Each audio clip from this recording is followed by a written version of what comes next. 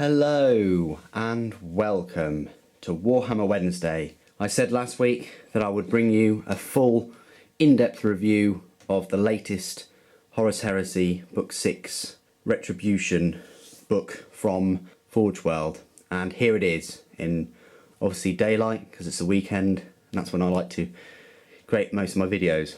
One thing I will say is if you just started Horus Heresy or 30k, I wouldn't recommend you try and get these books as kind of like your primary source of quick knowledge or anything like that. Half of these books are made up of kind of fluff and backstory and things like that, and they're quite expensive, £74. Thinking about it, you could get another Betrayal at Calth box set for that, so that's another 30 Legion Marines that you could get for your army, so they're quite pricey. You're best off, as I've been told by another subscriber, to get this book, which is the Legions Astartes Crusade Army List, which has no fluff other than the units themselves, doesn't have any missions, but it does have force organisation chart, and then it has all of the data sheets for the majority of units, apart from the newer ones like the Stormbird and the Mastadon and the Xiphon Fighter. But I'm pretty sure that this is going to be updated towards this year sometime, and it'll have those extra models in. I think this came out in 2014, so any models like the Leviathan Dreadnought as well, that have come out in the past 2 years, it doesn't include that. Let's have a look at this book particular. So people that are, I'm assuming watching this, are people that either have never heard of one of these Horus Heresy books before, or you're the other person that has had all of the books 1 through to 5, or even just a couple of them, and you're just interested in to see what book 6 has to offer. So it's your typical Horus Heresy book. It's the £74 leather, really nice finish on it with your red ribbon on there. It's printed in China. They all are. We can't get away from that. I'd love to know how much it actually costs Forgeworld to kind of produce these. Whether it's 10 quid, whether it's 20 quid, just be nice to kind of find out, but I guess unless we're on the inside, we might never know. But it does come with these really nice, 4 of them, kind of metal case protectors really on each side, and the paper is nice and silver. It's a big thick book, it weighs a ton, but it's very thick and heavy and durable like all of them. So let's go straight in there. First page, you've got this wonderful battle going on that I mentioned in my unboxing. It's my first kind of impressions of one of these books. It says a supplement for 40k. It's got the contents here. I've been asked to go through the new rights because they're new rights for Blood Angels, White Scars and Dark Angels. So I will go through them in a little more depth than I normally will, because I've been requested to do that, and that's how this channel works. You put out a suggestion or a request, and I'll try my damnedest to follow it through.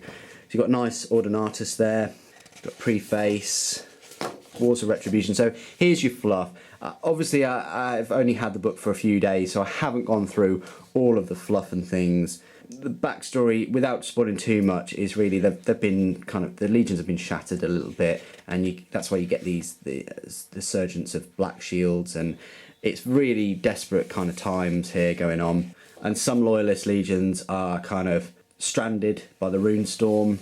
It's just utter chaos. And the shattered legions, essentially, they came about from the Istvan 5 drop site massacre, where there was nigh total destruction of Raven Guard, Salamanders and Iron Hands. So that's where they kind of came from too.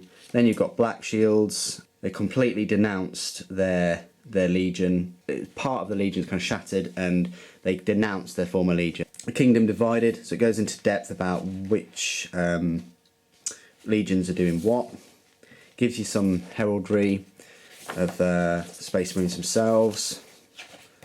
Really nice artwork. This is the kind of thing we want. We don't want those crappy 3 or 4 colours that they have in the codexes now that just show like a Space Marine in like a couple of colours, and it's just copy and paste but a different colour. This is what we're after. This makes these kind of books. It really does. And then here we go. We've got some elements of the Great Betrayal and the Age of Darkness. Upon the Anvil of War. Goes into some more depth, some more fluff. Some absolutely lovely pictures and things.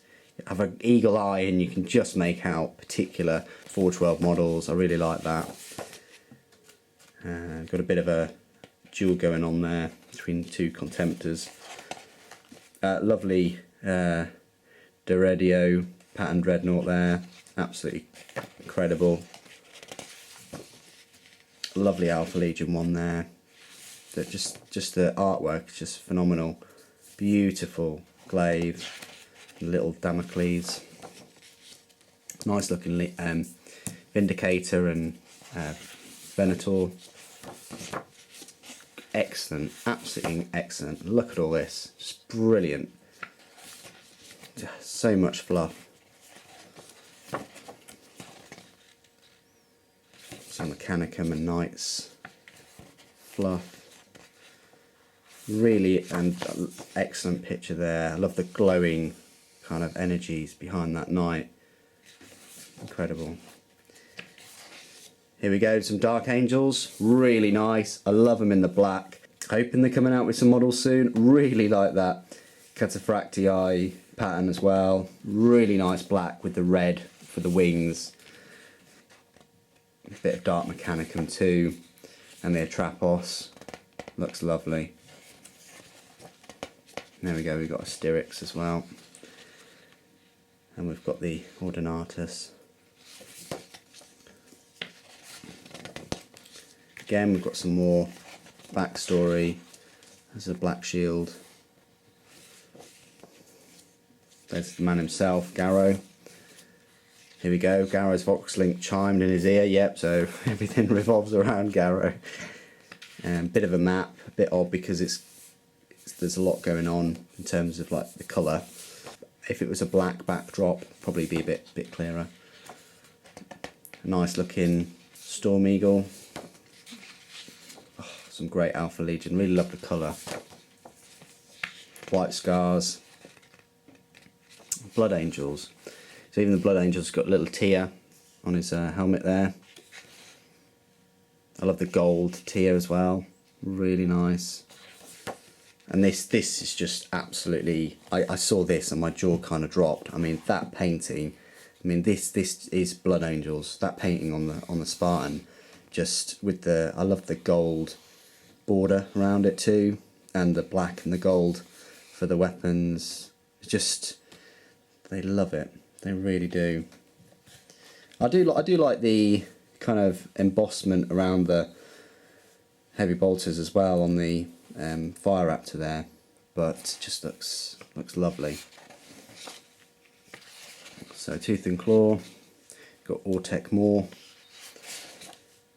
and again lovely bit of backstory and artwork.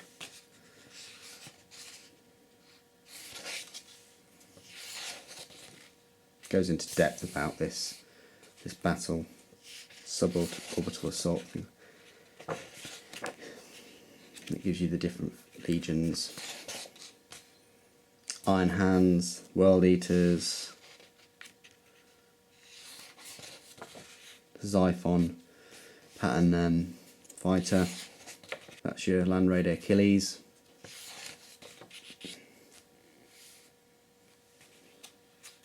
Got a bit of Mechanicum Thalax going on there.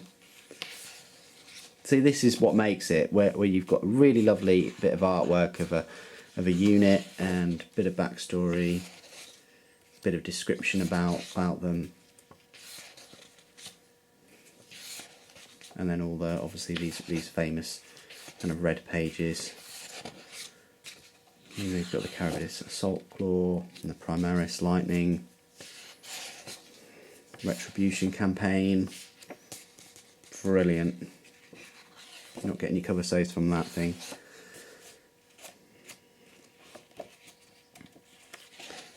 And it goes on and on. Lovely. Crash Fire Raptor, Crash Xiphon, that looks like. And then it goes into your kind of missions. Here we go. So you've got all these kind of missions that are associated with that backstory that we've just had. Would be really nice to do a campaign with all those missions. And then we go straight, so at page 172, we're going into the updated rules for the battles in the Age of Darkness 40k expansion. You've got the 25% Lords of War rule, and so on, about Primarchs, Price of Failure. And we've got some missions. So you roll your d6, you get your mission.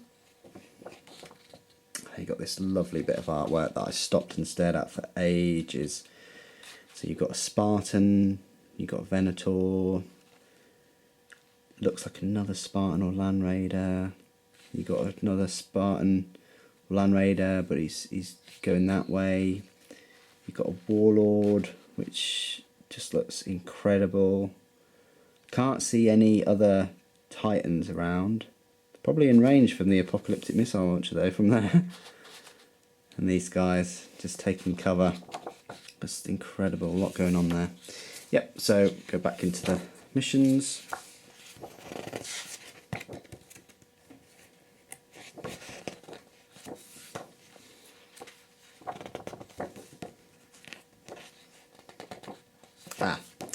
So after that, we've now got the Legion Astartes Appendix, New Rites of War. So, we've got Rite of War Armoured Breakthrough, where you've got Legion Praetor Strike Armour Squadrons, must be taken as compulsory troop choices in the detachment. Sakaran Battle Tanks may be taken as elite choices. Master of Armour, single Sakaran Battle Tank or Predator can be taken as a command vehicle, counting as the HQ choice. Has the command tank vehicle upgrade and has plus one ballistic skill at no additional cost.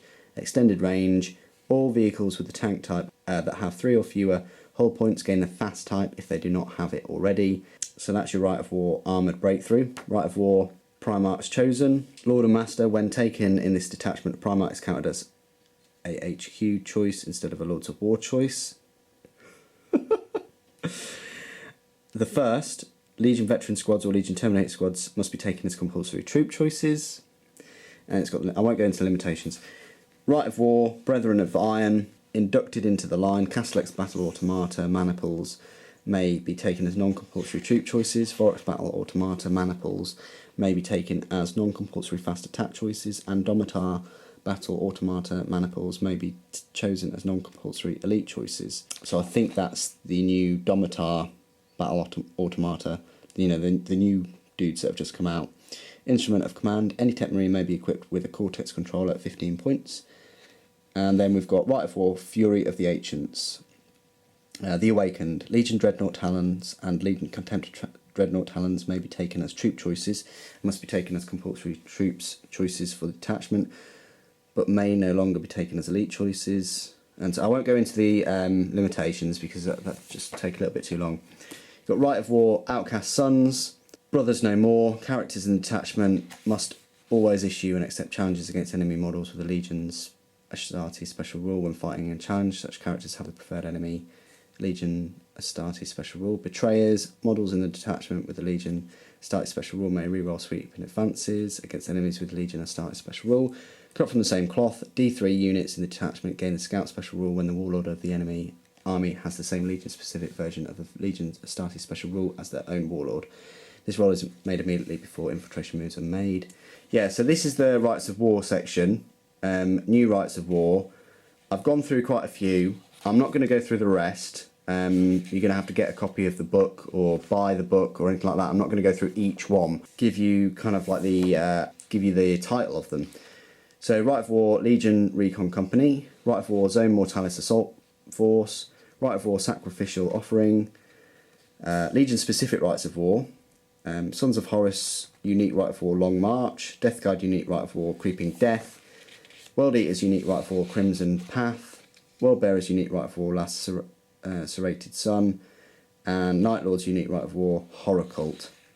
Emperor's Children Unique Rite of War 3rd Company Elite, Iron Warriors Unique Rite of War the Iron Fire, Alpha Legion Unique Rite of War Headhunter Leviathan, Imperial Fist Unique Rite of War Hammerfall Strike Force, Ultramarines Unique Rite of War Vigil Operati I Mission, Iron Hands Unique Rite of War Company of Bitter Iron, Raven Guard Unique Rite of War Liberation Force, Salamanders Unique Rite of War The Awakening Fire. And there we go. So that's all the Rite of Wars. There's quite a few pages on them. There's probably about 10 or so pages on just Rites of War. Let me go into the Shattered Legions.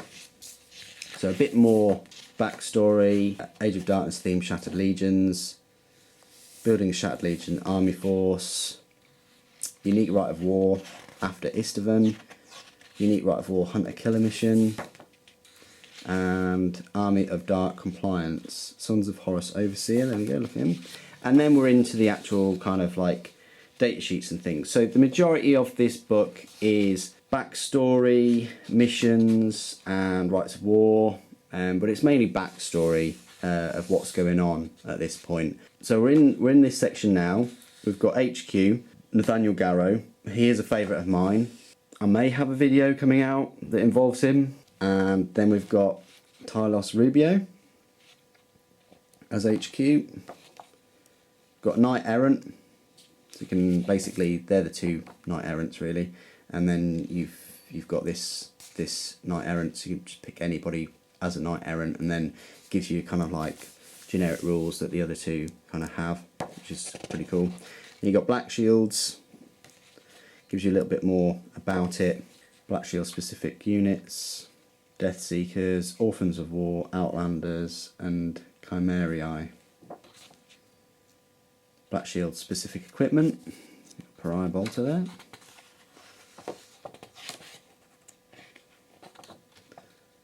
Black Shield Reaver Lord, the Nemean Reaver, Marauder Squad, and then the Legion Crusade Army List additions. Got new console type, Legion Praevian, new console type, Legion Delegatus, and then you've got Herald as well. Really nice looking Leviathan pattern. And there it is. Legion pattern, Siege Dreadnought Talon, 270 points, 13, 13, 12, ballistic skill, weapon skill 5, strength 8, 8, attacks 4, so it's got the same number of attacks as your normal 40k Dreadnought now. But it's got this reinforced adamantic shielding, so it gives you the 4+ invulnerable save and vehicle explode results. It has a little bit something extra to do with that. Its weapons are pretty good, so it's times its strength by 2. I would then view that as like strength 16 because it's timesing it by 2. Same with your siege drill, and but then it's got a cyclonic melter lance, which I think we've seen pictures of. I don't know whether it's out or not, but it's 3-shot 18-inch melter, basically with strength 9. And then we've seen the storm cannon, which is 6 shots, strength 7, but it's AP 3. And then we've seen the Gravflux Bombard. I don't think we've seen the Phosphex Discharger. I might be wrong though. That might be out. So that's pretty nice. You can get 1 to 3 of them. And he does have his frag grenades, so just to make you aware. And then you've got a Contemptor Quartus class Dreadnought Talon. I can't really see the difference other than the unstable internment and the adamantic overcharge. I can't really see the difference. I don't know whether they're going to release a brand new model for it. Maybe you can just say that it's one of those, a Quartus class, but please put it in the comments if I'm wrong about that. And then you've got the quad launcher support battery. I don't think there's anything new with that. I haven't seen the Phosphex canister shot before, which is heavy for barrage 3 inches, AP 3, which is pretty horrific. Vindicator Siege Tank Squadron, exactly the same as in the Crusade army list. I can't really see any difference there. And then the Mastadon, which is very new. I said before that the Stormbird isn't in this book. It's actually in book 5. I thought it was going to be in this book because the model's not released and things, but it's actually last summer that book came out, and the model has not arrived yet. So I think I probably will be getting book 5 at some point. So stay tuned for that. But the Mastodon, 700 points, 14 all around. It's got 10 hull points and it's got 2 void shields, which obviously count as armor 12. And then it's got this reinforced shell thing, so it kind of doesn't ever explode. It just becomes like a ruined building, which is pretty awesome.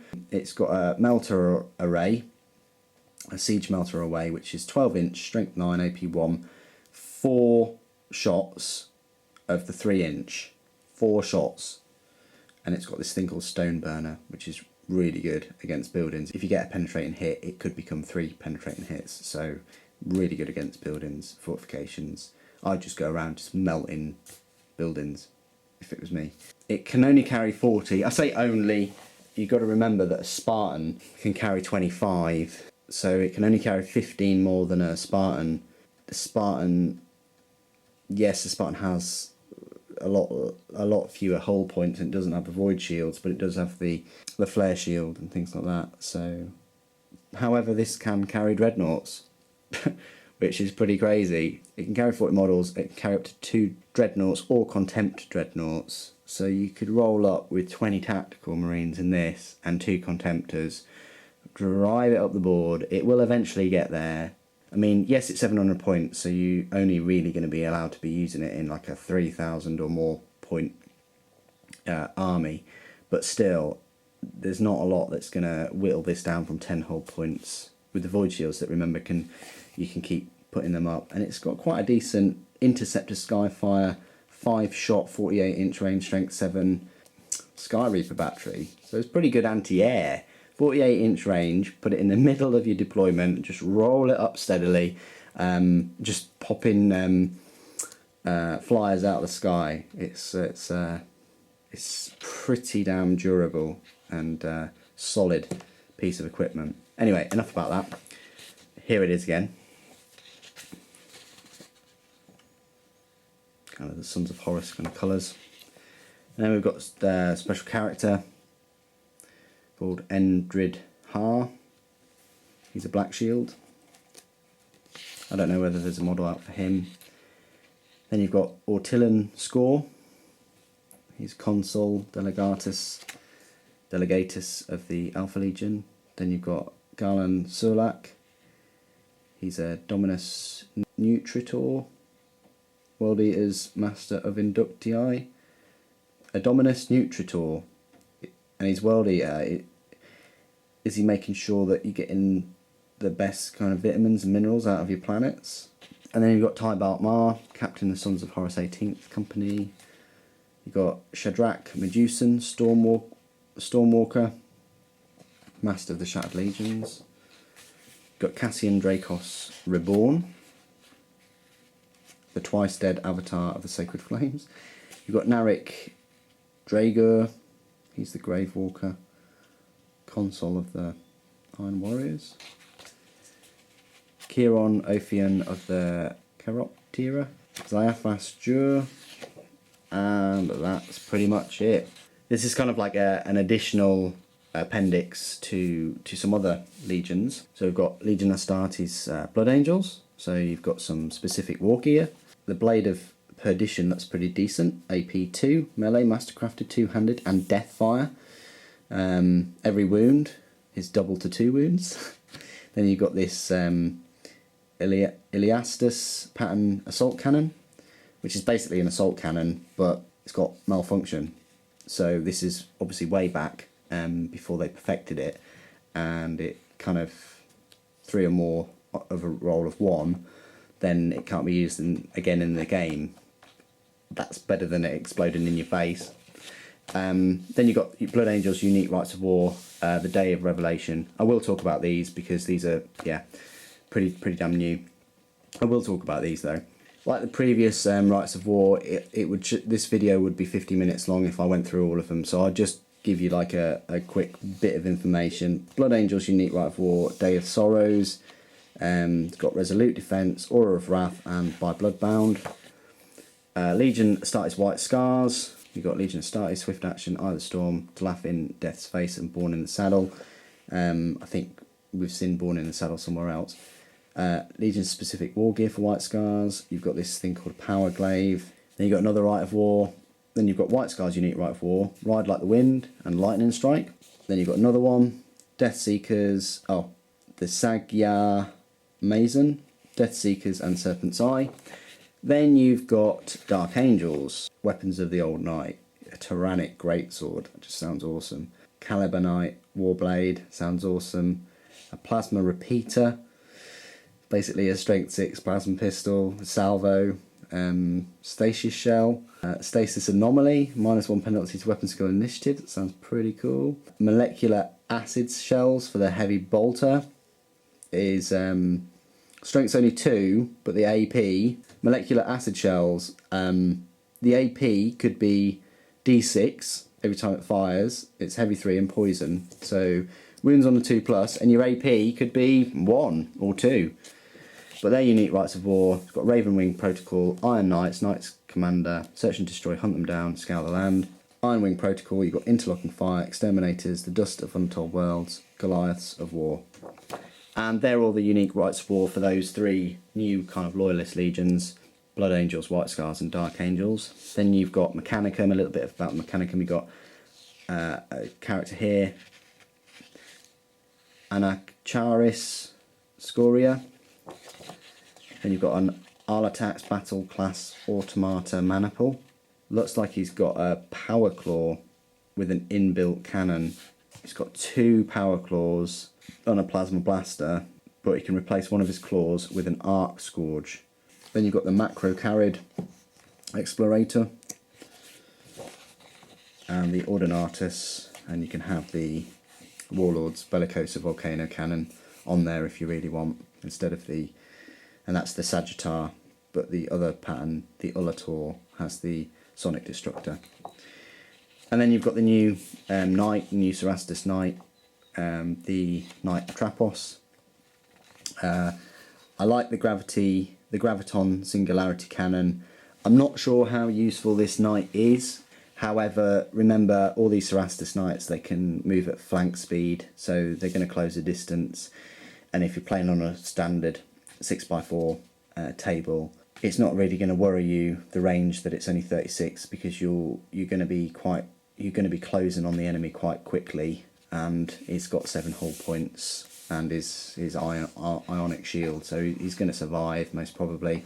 But he's got a strength D las cutter, pretty much same as a Reaper chainsword, but then he's got this gravity singularity cannon, which is a big 5-inch blast, an ordnance kind of blast. It's only strength 8, but it has, on a roll of a 6, it has the ability to be vortex, which is pretty horrific.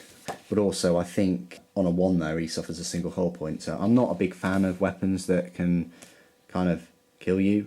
And also, he's very, very restricted. You can only have 1 in 2,000 point army. And he can only be used as part of a Mechanicum Tagmata army as a Lords of War choice, or as part of a Questoris Knight Crusade army. So he's quite limited. Cyberthurgy. And then you've got some battles in the Age of Darkness, some missions right at the back. It just explains them a little bit more. And then that's it. And then you've got a little picture of a Leviathan Night Lord caked in blood. A bit of an advert for book 5, a bit of an advert for all the books really, and again, more books there. The only thing that I'm slightly concerned about in this book really is just the weapons, like the weapon profiles and things. Like for some of them, they don't have some of the standard weapons, like unless you did 40k or you knew about these weapons already, like the las cannon. I mean, everybody knows roughly what the stats are for that, but it doesn't have the war gear or weapon profiles in the back at all. And I know that they do really stress that you should be using this book with the Legion book as reference, because in the Legion book at the back there are all of the weapon profiles and things. But for a book this big and expensive, the minimum I would have expected is all of the war gear and the weapons in the back for each one of these books, because they come out once a year or twice a year. Obviously this one's just come out, and I think the book 7's finished, or they're not that far off releasing book 7 in the next few months or so.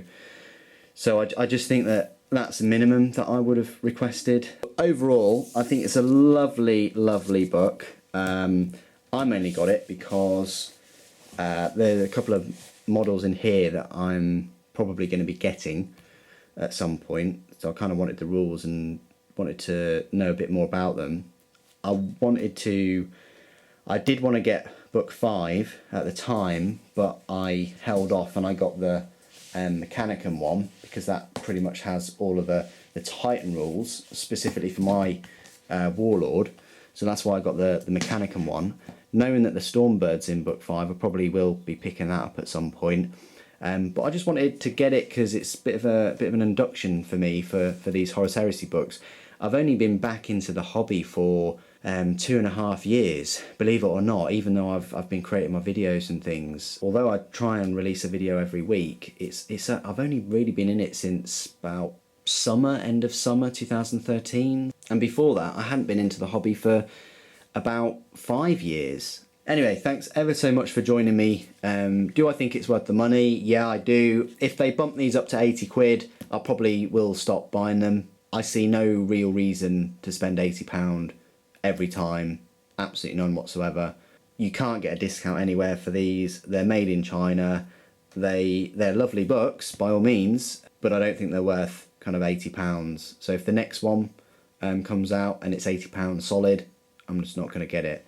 Because I remember when these, I think the first one of these came out, it was like £65 or 60-ish pounds, and now they're 74. Anyway, if you've got this book, what are your thoughts? What are your thoughts on my video? Will you be picking it up? Are you going to be waiting for book 7?